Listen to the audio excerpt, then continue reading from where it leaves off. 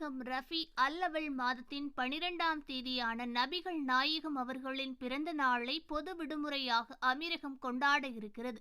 இந்த ஆண்டு இந்த விடுமுறை செப்டம்பர் 5ஆம் தேதி வருவதால் வார இறுதி விடுமுறையுடன் சேர்த்து மக்களுக்கு 3 நாட்கள் தொடர் விடுமுறை கிடைக்கும் என எதிர்பார்க்கப்படுகிறது.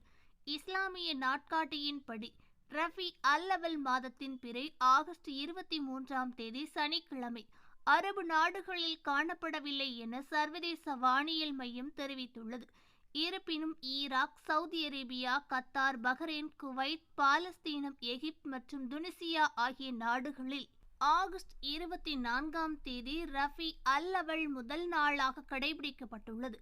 இருப்பினும் ஆகஸ்ட் 23ஆம் தேதி சனிக்கிழமை பிறை தென்படவில்லை என்பதால் அமீரகம், Oman, Jordan, Algeria, Libya, Morocco மற்றும் ஆசிய நாடுகளில் உள்ள Indonesia, Malaysia, Brunei, Singapore, India, Bangladesh, Pakistan மற்றும் ஈரான் ஆகிய நாடுகள் ஆகஸ்ட் 25ஆம் தேதி இன்று ரஃபி அல்லவல் முதல் நாளாக கடைபிடிக்கிறது.